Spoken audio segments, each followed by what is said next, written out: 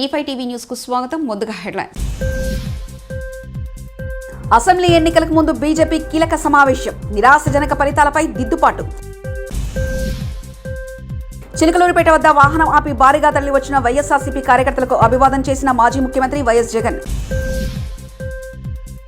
తెలంగాణ ప్రభుత్వంపై షర్మిల ప్రశంసలు. వైఎస్ షర్మిల.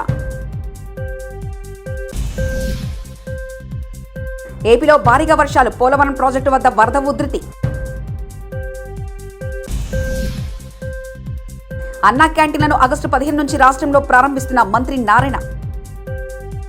ఉత్తరప్రదేశ్లో ఉప ఎన్నికలు. మహారాష్ట్ర, హర్యానా పలు రాష్ట్రాల్లో త్వరలో అసెంబ్లీ ఎన్నికలు జరగనున్న నేపథ్యంలో ప్రధాని నరేంద్ర మోదీ గురువారం ఢిల్లీలోని పార్టీ ప్రధాన కార్యాలయానికి వచ్చి బీజేపీ కార్యకర్తలతో సమావేశమయ్యారు.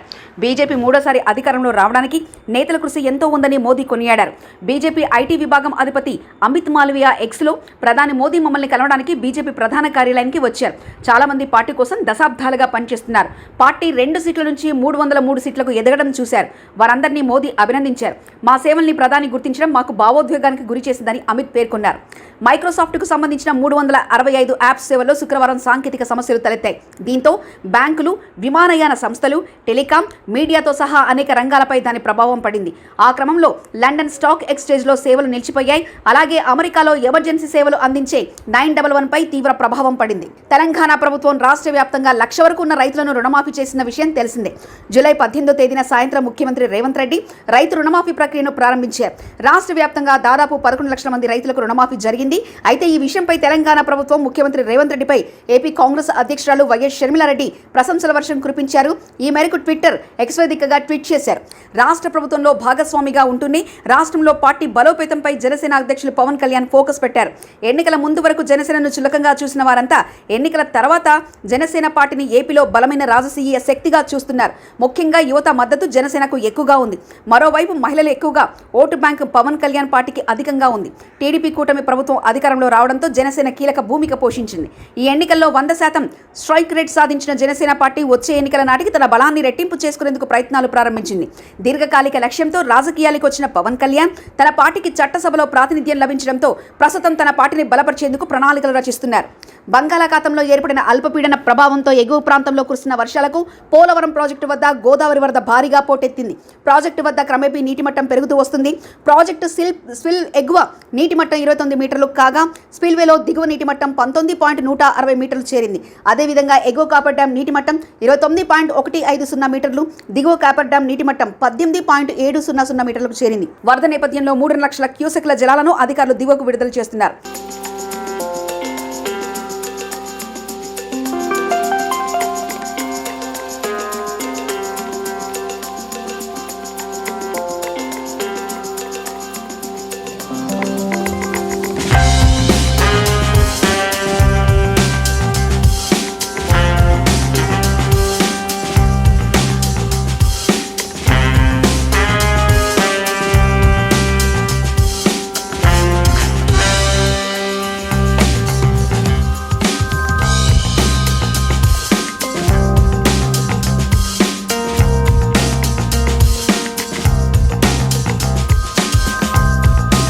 ఏపీలోని పలు ప్రాంతాల్లో భారీ వర్షాలు కురుస్తున్నాయి. దీంతో వాగులు, వంకలు పొంగిపొర్లుతున్నాయి. రాజమహేంద్రవరం వద్ద గోదావరి ఉధృతి పెరిగింది.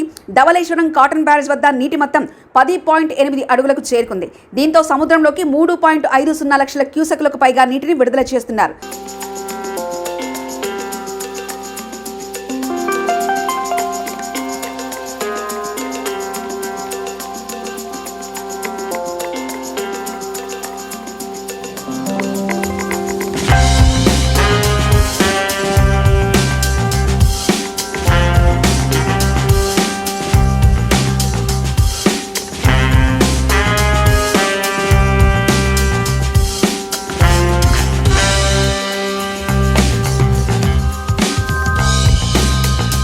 చిలకలూరిపేట వద్ద పెద్ద ఎత్తున తరలి వచ్చిన అభిమానులు వాహనానాపి అందరికీ అభివాదం చేశారు వైఎస్ జగన్. వినుకొండ వెళ్తూ మార్గమధ్యంలో మంగళగిరి వద్ద బుల్లెట్ ప్రూఫ్ వాహనం మొరాయించడంతో ఆ వాహనం దిగి మరో వాహనంలో ముందుకెళ్లారు వైఎస్ జగన్.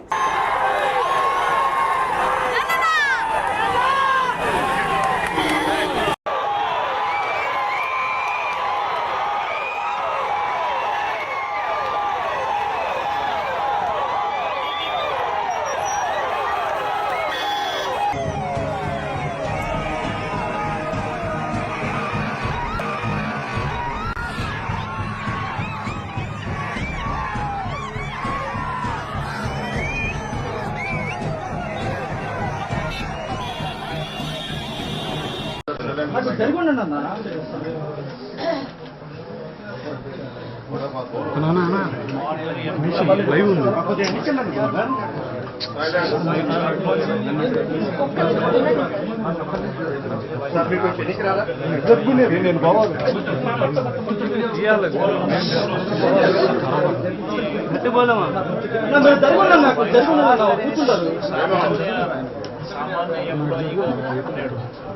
సామాన్య జీవితంలో సామాన్య ఎంప్లాయీగా ఉంటూ వైన్ షాప్లో పనిచేస్తాను.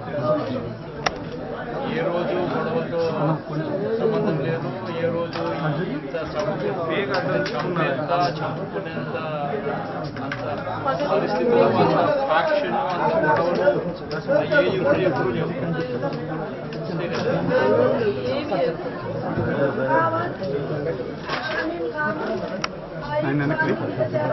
ఆయన వెనకలేదు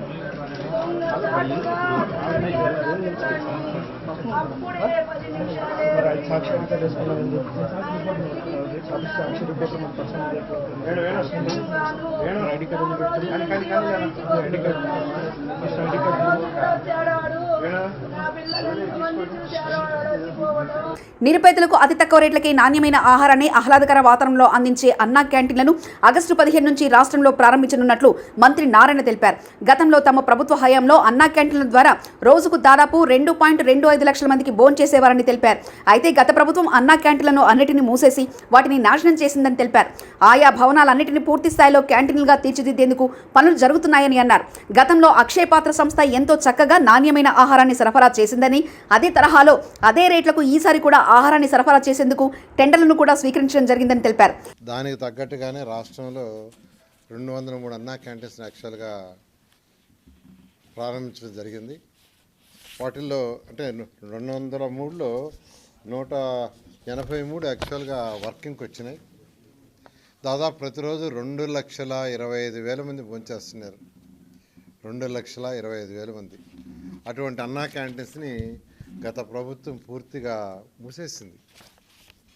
వాళ్ళు చేయదలుచుకుంటే రూపాయికి ఇచ్చుండొచ్చు, అంటే మేము 5 రూపాయలకి ఇస్తే రూపాయి కూడా ఇచ్చుండొచ్చు. కానీ ఒక కక్ష సాధింపుతో ఆ ప్రభుత్వం చేసింది. అయితే మళ్ళీ అన్నా క్యాంటీన్స్ని ఓపెన్ చేస్తామని సీఎం గారు చెప్పడం, దాని మీద యాక్చువల్గా క్యాబినెట్లో కూడా మొన్న డిసైడ్ చేశారు. ఈ అన్నా క్యాంటీన్స్ సంబంధించి ఈ మున్సిపల్ శాఖ ఆల్రెడీ టెండర్లు, అంటే ఈ అన్నా క్యాంటీన్స్లో కొన్ని అన్నా క్యాంటీన్స్లో సెక్రటరియట్లు పెట్టారు, కొన్ని అన్నా క్యాంటీన్స్ని గోడౌన్గా పెట్టుకున్నారు, కొన్ని అన్నా క్యాంటీన్స్ని బ్లీచింగ్ పౌడర్ వేసుకోవటానికి పెట్టుకున్నారు. ఇట్లా రకరకాలుగా అన్నా క్యాంటీన్స్ మొత్తాన్ని నిర్వహణ చేశారు. దాంట్లో ఉన్న ఆ డైనింగ్ టేబుల్స్ అన్ని తీసేశారు. కొన్ని దగ్గర ఆ డైనింగ్ టేబుల్స్ తీసి మిద్ది పైన వేస్తున్నారు. నేను ఈ మధ్య కొన్ని దగ్గర విజిట్ చేస్తే వాటికంతా కొన్ని మరామతులు చేయాల్సింది. దానికి టెండర్లు ఇచ్చాము. కొన్నిట్లో వర్క్ స్టార్ట్ అయింది, కొన్నిట్లో వర్క్ జరగబోతూ ఉంది. బహుశా ఈ వర్క్ అంతా నెక్స్ట్ మంత్ ఆగస్టు 10కి పూర్తి అయ్యేటట్టుగా ఆదేశం ఇచ్చాం. ఆగస్టు 10వ తేదీకి కంప్లీట్ కావాలని. అదే గత 2014-19లో అక్షయ పాత్ర వాళ్ళు యాక్చువల్గా ఈ టెండర్ దక్కించుకొని వాళ్ళు ఫుడ్ పెట్టారు. చాలా చక్కటి ఫుడ్ పెట్టారు. ప్రతి పేదవాడు ఎంతో హ్యాపీగా, సంతోషంగా, ఆనందంగా తిన్నారు. నేను కూడా తిన్నా చాలాసార్లు టేస్ట్ చేయడానికి. అయితే ఈసారి మళ్ళీ టెండర్లు పిలుచున్నాం. టెండర్లు కూడా 22వ తేదీ ఐ థింక్ ఓపెన్ చేస్తారు, 22 ఓపెన్ చేస్తారు. అదే రేట్స్ సేమ్ రేట్స్లో ఎటువంటి కొందరు అడుగుతున్న రేట్లు ఏమైనా పెంచుతారని. పెంచేది ఏం లేదు, సేమ్ రేట్స్ 5 రూపాయలతో యాక్చువల్గా బ్రేక్ఫాస్ట్ అయినా, లంచ్ అయినా, డిన్నర్ అయినా చేసే విధంగా చేయడం జరిగింది. అంతేకాకుండా అన్ని అన్నా క్యాంటీన్స్ ఒకే మోడల్, ఒకే స్టాండర్డ్. అధికారులకు కూడా ఇప్పుడు యాక్చువల్గా వీడియో కాన్ఫరెన్స్ జరిగింది. రాష్ట్రంలో ఉన్న 123 మున్సిపాలిటీస్కి కమిషన్స్తో ఈరోజు కాన్ఫరెన్స్ జరిగింది. ఒకే మోడల్ ఉండాలా, ఒకే సిస్టమ్ ఉండాలా, ఒకే క్వాలిటీ ఉండాలని ఆ విధంగా చేయమని యాక్చువల్గా ఈరోజు ఆదేశించడం జరిగింది. వినుకొండలో ఇలాంటి ఘటన జరగడం బాధాకరం. శాంతి భద్రతలకు విఘాతం కలగకూడదని చంద్రబాబు గారి లక్ష్యం. మృతుడు, హంతకుడు ఇద్దరూ వైసీపీ వాళ్లే. మాజీ ఎమ్మెల్యే బొల్ల గంజాయిని పెంచి పోషించడం వల్లే ఈ దారుణాలు. వ్యక్తిగత కక్షతో జరిగిన హత్యను పార్టీలకు ముడిపెట్టడం తగదని వైసీపీ నేతలు ఇప్పటికైనా శవరాజకీయాలు మానుకోవాలని వినుకొండ ఎమ్మెల్యే జీవి ఆంజనేయులు వ్యక్తపరిచారు. ఇవ్వాలనేది ఈరోజు తెలుగుదేశం ప్రభుత్వం యొక్క లక్ష్యం. ఈరోజు వినుకొండలో తొలి ఏకాదశి పండగ రోజు ఒక దారుణమైనటువంటి హత్య జరగటం చాలా చాలా బాధాకరం. దీనికి కారణం ఈరోజు గతంలో ఈరోజు హత్య చేసినటువంటి జిలాని, అలాగే చనిపోయినటువంటి వ్యక్తి ఇద్దరు వైఎస్ఆర్ పార్టీలో తిరిగినటువంటి వాళ్ళు, వైఎస్ఆర్ పార్టీ గ్యాంగ్ లో తిరిగినటువంటి వాళ్ళు, అలాగే వైఎస్ఆర్ పార్టీ లీడర్లతో తిరిగినటువంటి వాళ్ళు, హత్య చేసిన ఆయన అలాగే హత్య గావించబడ్డ ఆయన ఇద్దరు వైఎస్ఆర్ పార్టీలో తిరిగినటువంటి వాళ్ళు. వాళ్ళిద్దరి మధ్య వ్యక్తిగతంగా గొడవలు ఉన్నాయని చెప్పేసి గతంలో జిలానీ మీద అటెంప్ట్ మర్డర్ కేసు నమోదైంది. వీళ్ళిద్దరి మధ్య కేసులు నమోదైంది. అప్పుడు ఇది వ్యక్తిగత కారణాలను మీరు శవ రాజకీయాలు ఏ విధంగా చేస్తారు? మీరు వ్యక్తిగత రాజకీయాల్ని పార్టీలకు ఏ విధంగా చుడతారు? సిగ్గుందా మీకు? వ్యక్తిగత రాజకీయాల్ని పార్టీలు చుట్టడం చాలా దుర్మార్గం. ప్రజల అమాయకులు అనుకోవద్దు. ఈరోజు ఈ శవ రాజకీయాలు ఇప్పుడైనా మానుకోండి. ప్రజలు చిత్తుగా ఓడించిన తర్వాత అయినా మీకు బుద్ధి రాకపోవడం చాలా బాధాకరం.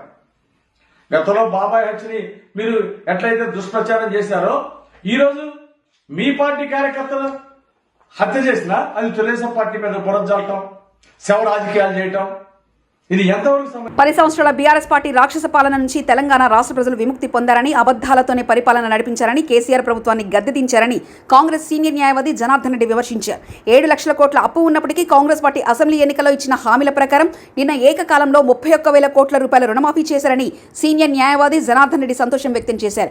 ఇచ్చిన మాట ప్రకారం సీఎం రేవంత్ రెడ్డి రుణమాఫీ చేశారని, దీనికి హరీష్ రావు జీర్ణించుకోలేకపోతున్నారని ఆయన మండిపడ్డారు. అంతేకాకుండా 10 సంవత్సరాల రాక్షస పాలన నుంచి విముక్తైనటువంటి సందర్భంలో కాంగ్రెస్ పార్టీ పేదల పక్షాన నిలబడేటువంటి పార్టీ అని చెప్పుకోవడానికి దేశంలోనే రైతాంగానికి 31,000 కోట్ల రూపాయలు రుణమాఫీ చేసి ఈరోజు తెలంగాణ రైతాంగాన్ని రుణ విముక్తి చేసిందనేటువంటి సందర్భంలో నేను ఈరోజు మాట్లాడడం జరుగుతూ ఉన్నది. ప్రధానంగా నేను ఒకటే చెప్తా ఉన్నా, ఈ సిద్దిపేట నియోజకవర్గం యొక్క శాసనసభ్యుడు, గతంలో మంత్రిగా పనిచేసినటువంటి హరీష్ రావు గారు, వారు కానీ వారి కుటుంబం కానీ ఏనాడు నిజాలు మాట్లాడరు. అబద్దాల ఫ్యాక్టరీకి వాళ్ళు యజమానులు. అబద్దాలు ముందుగాల పుట్టి వాళ్ళు దాని వెంబడే తర్వాత పుట్టారు. ఏనాడు నిజం చెప్పిన సందర్భం లేదు. ఒక దిక్కు అభివృద్ధి కార్యక్రమాలు 7 లక్షల కోట్ల అప్పున్నప్పటికీ కూడా చాలా కష్టపడుతూ మంత్రిమండలి తీవ్రంగా రోజు అహర్నిశలు 24 గంటలు కష్టపడుతూ పనిచేస్తూ ఈరోజు 31,000 కోట్ల రూపాయలు రైతులకు రుణాలు మాఫీ చేస్తూ ఉంటే హరీష్ రావు కళ్ళకు అసలు కళ్ళ మండుతున్నాయి. ఆయనకు జీర్ణించుకోలేకపోతున్నది టీఆర్ఎస్ ప్రభుత్వం, టీఆర్ఎస్ నాయకులు. ఒకటే చెప్తున్నా హరీష్ గారికి, మీరు 31,000 కోట్ల రుణాలు మాఫీ చేస్తే నేను నా పదవికి రాజీనామా చేస్తానని చెప్పారు. నేను ఇలా సిద్దిపేట గడ్డ మీద ఒక న్యాయవాదిగా నేను డిమాండ్ చేస్తా ఉన్నా, నువ్వు తక్షణమే రాజీనామా చేయాలి. ఒక్క రాజీనామా చేయడమే కాదు, 4 కోట్ల మంది తెలంగాణ సమాజానికి నువ్వు క్షమాపణ చెప్పాలి. సిద్దిపేట గడ్డ మీద ఉన్నటువంటి అంబేద్కర్ విగ్రహం దగ్గర ముక్కు నేలకు రాయాలి. లేదా ఈ రాష్ట్రంలో ఉన్నటువంటి న్యాయవాద సోదరులందరూ కూడా ఎక్కడికక్కడ నేను ఏ జిల్లాకు పర్యటించినా అడ్డుకుంటామని చెప్పి, మా కాంగ్రెస్ పార్టీ న్యాయవాదులు అడ్డుకుంటారని చెప్పి నిన్ను తీవ్రంగా ప్రతిఘటిస్తారని చెప్పి హెచ్చరిస్తా ఉన్నాను. ఈరోజు ప్రధానంగా మా ముఖ్యమంత్రి గారు చాలా ఆర్నిషలు 24 గంటలు కష్టపడుతూ, మిగతా మంత్రిమండలి కూడా రెవెన్యూ మంత్రి కానీ, ఇంకా ట్రాన్స్పోర్ట్ మినిస్టర్ పొన్నం ప్రభాకర్ గారు కానీ, శ్రీధర్ బాబు గారు కానీ, దామోదర రాజనరసింహారావు గారు కానీ, నిజంగా ఈరోజు వాళ్ళు ఎంత తీవ్రంగా శ్రమిస్తున్నారంటే అది ఇలా భారతదేశానికే ఈ మంత్రిమండలి 24 గంటలు కష్టపడుతూ ఒక అసెంబ్లీ ఎన్నికలకు ముందు బీజేపీ కీలక సమావేశం, నిరాశజనక ఫలితాలపై దిద్దుబాటు.